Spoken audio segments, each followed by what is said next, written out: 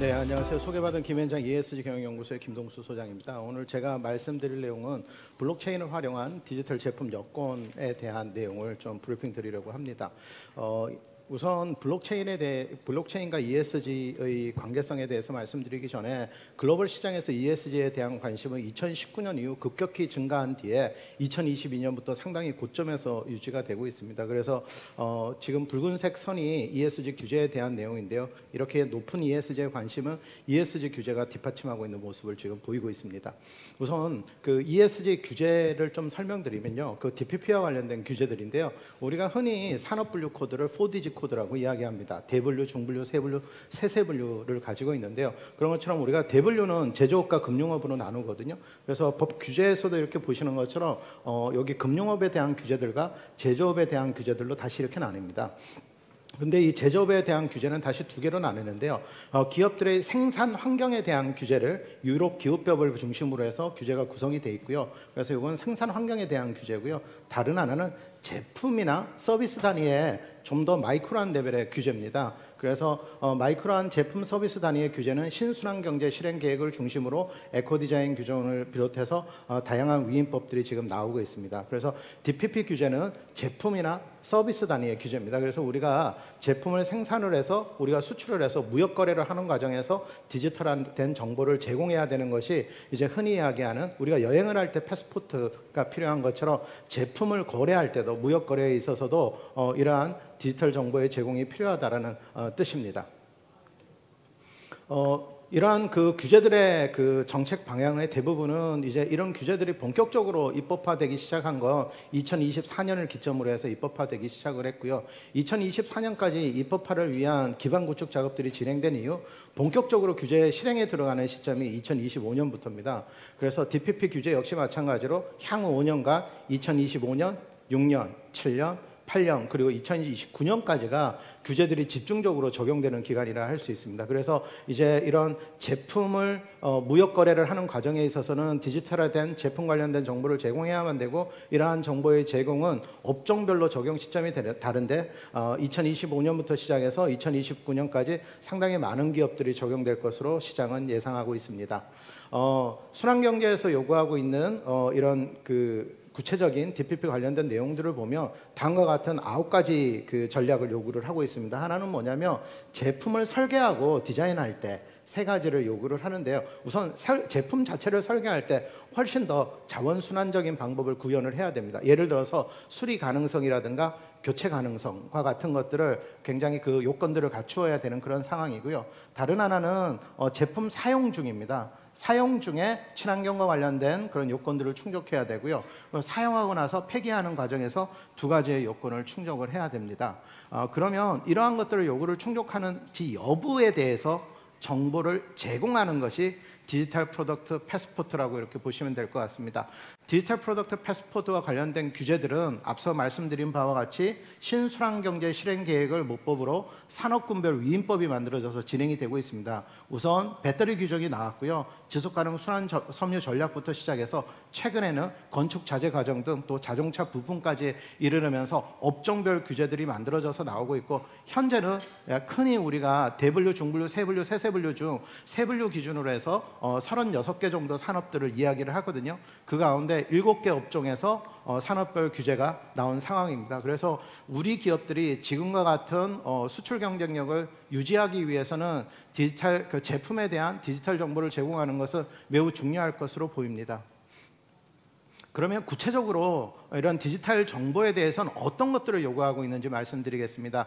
신순환경제 실행계획 ESPR은 총 80개 조항으로 구성되어 있는데요. 이 중에 DPP와 관련된 규제는 조항이 17개 조항입니다. 이 17개 조항에서 어떤 디지털 그 제품 여건 정보를 제공해야 되는지에 대해서 구체적으로 다루고 있습니다. 그래서 아티클 9에서 15까지가 그 내용들을 다루고 있는 그런 사항들입니다. 그래서 구체적으로 보면 DPP에 대한 요구사항들이 나와 있습니다. 필수적으로 구현돼야 되는 기술들은 어떤 것들이 있는지, 그리고 이런 기술들이 구현되는 과정에서 어떤 정보가 제공되어야 되는 건지와 같은 내용들이 포함되어 있습니다. ESPR 순환경제 규정상 DPP에 포함할 것을 요구하고 있는 정보는 어떤 것들이냐면, 다시 한번 말씀드리겠습니다. 순환경제 실행계획은 모법으로서 기능을 하고요. 산업별 위임법이 돼 있으니까 일종의 공통법안이 ESPR 순환경제 실행계획입니다. 이 공통의 법안들을 중심으로 해서 업종별로 요구사항들이 있기 때문에 업종별로는 조금씩 차이가 있습니다. 그러나 공통적으로 요구하는 사항은 제품의 성능, 수리 가능성, 재활용 가능성, 카본 풋프린트와 같은 내용들이 제품이 제공이 되고요. 제품에 대한 고유 제품의 식별자와 같은 그런 정보들이 제공이 돼야 됩니다. 그리고 국제상품 식별번호, HS 코드와 같은 그런 정보들이 제공이 돼야 되고요. 그리고 관련 상품에 대한 코드, 또 적합성에 대한 선언서, 기술 문서, 또 적합성과 관련된 인증서와 같은 정보들이 제공이 돼야 됩니다. 아마 오늘 이 자리에 계신 분들 중에서도 이런 인증에도 관심이 있고 또 이런 기술 구현에도 관심이 많으신 분들이 계신 걸로 알고 있는데요. 아마 여기 계신 분들과 관련된 이런 기술 정보들이 모두 구현이 돼야 되는 상황입니다. 그리고 고유 식별자에 대한 정보와 함께, 그리고 수입자와 관련된 정보, 그리고 제품의 안전과 관련된 사업자 정보, 그리고 디지털 제품 여건과 관련된 서비스 제공자에 대한 레퍼런스 정보와 같은 것들이 제공이 돼야 되는 그런 상황입니다. 그럼 구체적으로 하나의 예를 통해서 DPP가 어떤 정보들을 요구하고 있는지 이렇게 살펴보면요. 앞서 말씀드린 것처럼 대부분의 DPP와 관련된 규제들은 2024년을 기점으로 해서 입법화되기 시작을 했는데요. 그래서 그 중에서 가장 빨리 나온 게 배터리 규정입니다. 배터리 규정은 2024년에 도입이 시작이 돼서 본격적으로 규제가 적용되는 건 단계별로 강화가 되는데요. 2025년과 6년, 27년과 8년, 2030년경이 되면 거의 완전한 형태의 디지털 제품 여건 제도를 충족해야 되는 상황입니다. 그래서 다시 한번 말씀드리면 디지털 제품 여건 제도는 2024년부터 입법화되기 시작을 했고 2025년부터 본격적으로 적용되기 시작했으며 향후 5년간 이런 디지털 제품 여건 규제는 점진적으로 강화될 예정이고요. 그래서 단계별로 이러한 정보들을 지속적으로 추가로 제공을 해야 되는 상황입니다.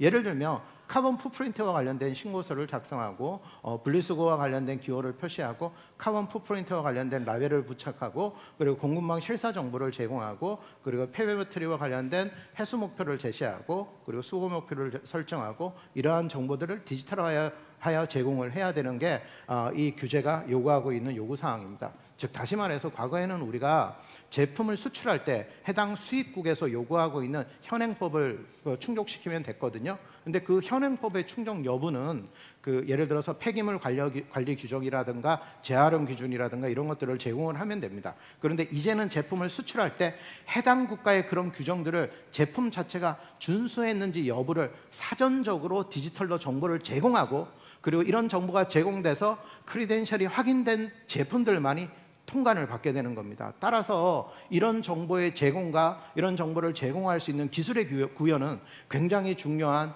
과제라고 할 수 있습니다.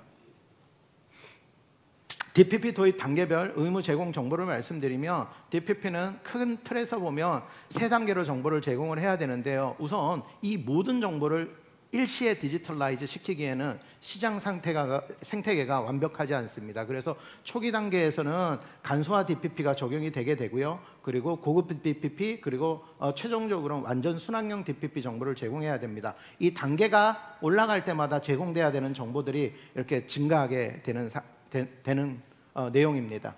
그리고 이렇게 제공되는 DPP 관련된 정보들은 기존의 ESG와 관련된 규제, 공급망 실사 지침, ESG 공시 지침인 CSRD 그리고 탄소 국경 조정 제도인 CBAM과 같은 그런 규제들과 다시 연동해서 규제가 적용되게 됩니다.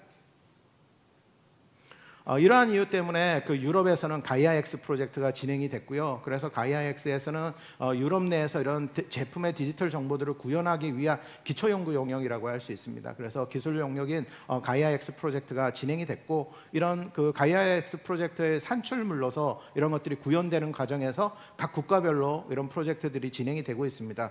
EU 차원에서 진행됐던 가이아-X 프로젝트에 기반을 해서 독일에서는 매뉴팩처링 X 프로젝트가 진행이 되고요. 매뉴팩처링 X 프로젝트는 각 업종별로 산업 내 디지털 정보를 구현하기 위한 제품들입니다. 그 매뉴팩처링 X 프로젝트 가운데 자동차 업종에서 진행된 프로젝트가 카타나 X 프로젝트입니다. 그래서 카타나 X 프로젝트가 제일 많이 알려져 있는데 DPP로서는요. 그래서 카타나 X 프로젝트는 DPP 프로젝트 자체를 의미하는 것은 아니고요. 자동차 업종에서 구현되었던 DPP 구형 프로젝트였습니다. 그래서 이런 프로젝트들이 현재 진행이 되고 있고 이 과정에서 트랜스퍼 X와 같은 그런 프로젝트들이 나왔습니다. 뭐냐면 어떤 정보를 주고받는 데 있어서 기술 표준들을 결정하기 위한 그런 프로젝트도 다시 추가적으로 진행이 되고 있습니다. 일본에서 역시 마찬가지로 이런 DPP를 구현하기 위한 작업들이 활발하게 진행이 되고 있는데요. 일본에서는 보다 전략적으로 대응을 하고 있습니다. 왜냐하면 그 DPP 규제들 중에서 가장 먼저 나온 게 배터리 규제다 보니까 배터리 업종에서 먼저 시작을 했는데요. 사실 배터리는 큰 틀에서 보면 완성차의 일부 부품으로 이렇게 볼 수 있습니다. 그래서 배터리 규제에 대한 대응과 함께 기타 부품, 그래서 배터리와 부품을 더하게 되면 완성차까지 참여하게 되면 자동차 오토 인더스트리에 대한 대응이 되기 때문에요. 배터리 산업과 자동차 부품 산업을 인테그레이션해서 상위 레벨인 완성차 부분을 충족시키는 형태로 구현이 되었고요. 또 완성차 형태가 보다 원활히 구현되기 위해서는 그 다음에 작업을 해야 될 게 석유화학과 같은 그런 산업들의 참여가 불가피합니다. 왜냐하면 자동차에 있어서 뭐 외장재라든가 이런 것들을 도색을 하고 코팅을 해야 되는 것들이 있는데요. 다음 규제는 이제 자동차 업종에 대한 그런 작업들이 현재 진행이 되면서 업종별로 단계별로 지금 확산 작업들이 지금 진행이 되고 있습니다. 그래서 일본에서 진행된 이 프로젝트의 이름을 우라노스 프로젝트라고 이렇게 부르는데요.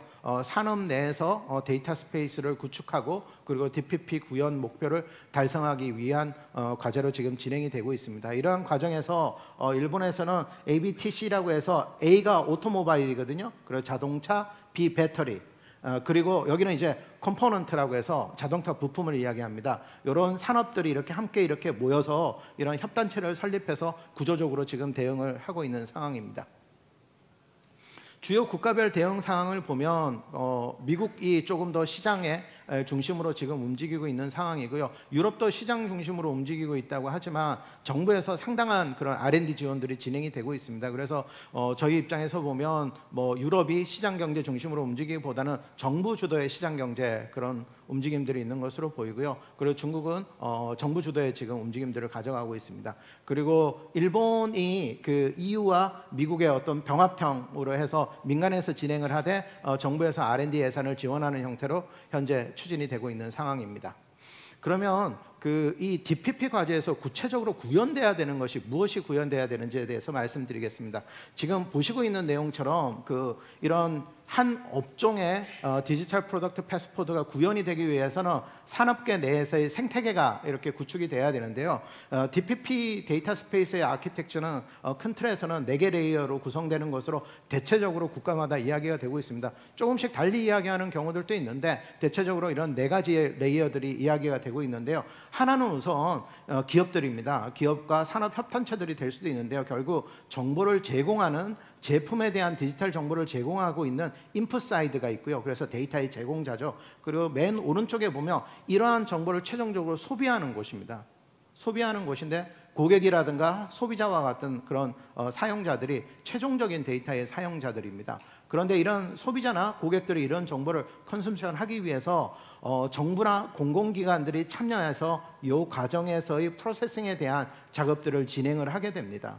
그래서 소비자가 바라보는 최종적인 형태의 DPP 이미지는 예를 들어 QR코드가 될지 아니면 다른 애플리케이션이 될지 모르겠는데요. 지금 가장 많이 이야기되고 있는 건 QR코드 형태가 많이 되고 있습니다. 그래서 소비자들이 QR코드를 찍음으로 인해서 그 제품이 가지고 있는 순환경제와 관련된 제품의 재활용성이라든가 수리 가능성이라든가 카본 풋프린트와 같은 정보들을 전달받게 되지만 이러한 정보는 굉장히 abstract하게 제공이 되게 되고요. 결국에 이러한 정보가 제공되기 위해서 하나의 제품이 디지털 정보를 제공하기 위해서는 수없이 많은 부품사들과 그리고 제조사들이 참여해서 그 정보를 구현해야 되는데요. 이러한 정보들이 민글되는 그런 과정에서 상당한 기술의 그런 통합 작업들이 진행되어야 될 것으로 보입니다. 기술의 구현 과정에서는 우선 정보들이 제공되는 과정에서 온보딩 레이어들이 있어야 되는 거고요. 이런 온보딩 레이어에서는 초기 단계 이렇게 제품들에 대한 레지스트레이션과 함께 아이덴티피케이션과 같은 것들이 논의가 돼야 됩니다. 그리고 이런 아이덴티피케이션이 논의되는 적용되는 과정에서 어떤 기술이 적용될지에 대해서 시장에서는 상당한 논란들도 있고요. 기술 경쟁이 물밑에서는 굉장히 치열합니다. 이미 알고 계신 것처럼 우리나라에서만 하더라도 정부에서 지원한 R&D 예산 중에 ID 기술 구현에 대해서만도 한 4가지 정도의 기술에 대해서 ID 기술 구현을 지원한 적이 있습니다. 그러면 우리가 새로운 아이디를 부여해야 되는 건지 이런 것들을 통합해서 아니면 특정 ID 기술을 뭐 DID 기술이 됐건 어떤 것들이 됐건을 지정을 해야 되는 건지와 같은 것들은 글로벌 시장 정세를 잘 살펴서 정해야 되는 그런 부분입니다. 그래서 이런 그 아이덴티피케이션에 대한 것들과 레지스트레이션에 대한 것들이 있고요. 결국 이러한 정보들을 확인을 통해서 이런 아이디를 통해서 이렇게 인풋들이 진행이 되게 되면요, 결국 백엔드 오퍼레이션 레이어가 있습니다. 그래서 레이어 A와 레이어 B로 이렇게 큰 틀에서는 이렇게 구분돼서 설명들을 하고 있는데요. 우선 레이어 A 같은 경우에는 그 마켓플레이스입니다.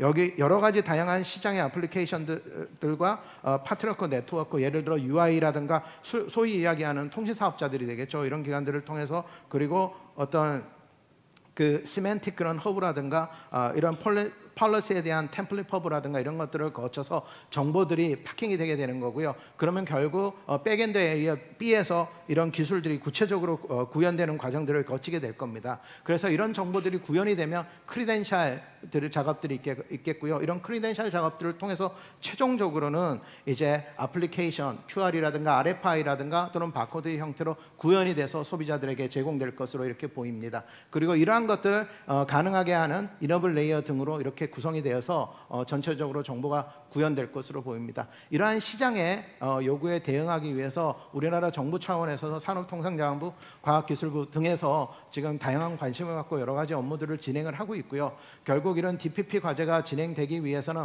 한국형 DPP 대응 플랫폼 구축과 같은 작업들이 반드시 구현이 되어야 될 것 같습니다. 특히 이러한 과정에서 KBTF라든가 아니면 또 이런 그 여러 가지 DID 기술이라든가 많은 것들이 국내에서도 논의될 것으로 이렇게 보이고요. 어떤 기관들이 크리덴셜 오가니제이션이 되어야 하는지에 대한 그런 논의들도 있을 것으로 이렇게 보입니다. 이런 DPP가 구현되는 과정에서는 분명하게 하나의 산업이 생겨날 수도 있을 만큼 굉장히 거대한 시장을 지금 형성을 하고 있습니다. 예를 들어서 우리가 구체적인 기술에 대해서 논의하지 않더라도 제품에 대한 정보가 RFID, QR 또는 바코드 어떤 표준으로 적용되는지에 따라서 이런 정보를 리딩하는 그런 리더기들, 이런 포스 같은 그런 시스템들도 모두가 바뀌어야 되는 그런 상황입니다. 그래서 산업계에 미치는, 생태계에 미치는 영향들이 굉장히 크게 되고요. 그래서 한국에서는 이런 DPP 대응과 관련된 프로젝트 작업들이 진행이 되고 있습니다. 그래서 특히 이제 2가지가 관심 사항이 있는 건데요. 하나는 결국 각 개별 기업들이 제품 단위의 정보를 제공을 하려면 제품과 관련된 보안 정보들이 있습니다. 예를 들어 배터리 산업 같은 경우에는 어떤 물질들을 몇 % 사용하는지가 기술에 관한 정보들이거든요. 그래서 기술 사용에 관한 정보를 그냥 무턱대고 제공하는 거 그 개별 기업의 시장 경쟁력을 급격히 악화시킬 수 있습니다. 그러면 개별 기업들이 보안이 요구되는 정보들을 어떻게 보호하면서 정보를 제공할 수 있는지와 같은 것들이 굉장히 기술 시장에서 구현해야 되는 중요한 과제들인 거죠. 그래서 어떻게 하면 개별 기업들의 데이터 주권을 확보해 줄 것인지, 동시에 각 국가에서 요구하고 있는 DPP에서 요구하고 있는 규제들을 충족을 시켜야 되거든요. 그래서 각 국가별 규제들과 어떻게 싱크로 시킬 것인지에 대한 논의들이 되고 있고, 최근 논의들을 기반으로 말씀드리면 각 국가의 데이터 스페이스 간 아답터 또는 커넥터라고도 부르는데요. 에 대한 기술에 대한 표준 통합을 통해서 구현하는 방향으로 논의들은 되고 있습니다. 그래서 우리나라에서 이런 DPP와 관련된 논의가 기술 시장에서 있다고 하더라도 데이터 주권을 확보하는 그런 관점에서 기술을 어떻게 구현할지, 또 동시에 글로벌 시장 플레이어들과 연결성과 확장성을 어떻게 유지해 줄 수 있을지 관점에서 접근되어야 될 것 같습니다. 이러한 그 배경에서 한국형 데이터 스페이스에 대한 추진 로드맵이 제시가 되었고요. 이 추진 로드맵에 따르면 4개 전략 방향, 8개 구체적인 전략 과제들이 제시되어 있습니다. 첫 번째는 이런 DPP가 잘 구현되기 위해서 가버넌스 체계가 굉장히 중요할 것 같습니다. 왜냐하면 이게 특정 그 정부 부처에서 할 수 없는 일이거든요. 그래서 중소벤처기업부도 중요하고요, 산업부도 중요하고요, 무엇보다 과학기술동상부의 역할이 굉장히 중요할 것으로 보입니다. 그래서 이런 컨트롤 타워를 어디에 둘 것인지, 또 어떻게 구현할 것인지와 관련된 가버넌스 체계의 구축과, 그리고 실제 가버넌스가 구축되면 운영과 실행 체계를 우리 정부의 어떤 기관들이 뭐 예를 들어 키사라든가 어떤 기관들이 참여해서 각각의 역할들을 구현을 해줄지와 같은 것들에 대한 정함이 있어야 될 것 같습니다. 그래서 어떤 기관들이 어떤 역할을 할지 이렇게 정하는 작업들이 진행이 될 것 같고요. 이게 데이터 스페이스에 대한 가버넌스 체계 구축입니다. 다음은 이를 바탕으로 해서 해외 규제와 연결하는 작업들과 또 국내에 이 DPP 제도를 도입해서 활성화시키기 위한 법제에 대한 기반 구축들이 있고요. 무엇보다 중요한 것은 데이터 스페이스에 대한 시장 생태계 구성입니다.